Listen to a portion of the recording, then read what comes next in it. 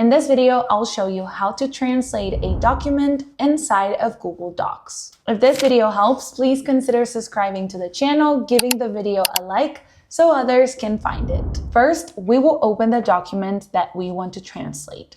You have to do it inside Google Docs, and to translate it to any language, what you will do is click on Tools, then right here at the bottom, click on Translate Document. This will create a new document for you that you can see later on in your Google Drive dashboard. So the first thing we need to do is to give the new document a title.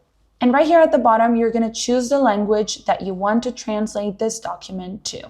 After you have your language, simply click on Translate. And as you can see, in just seconds, Google Drive translated my document, and now I have a new copy of it. Remember that Google Translate is not perfect, so please remember to review your document, but once it's ready, you have a new copy of any document into a different language. Hope this video helped.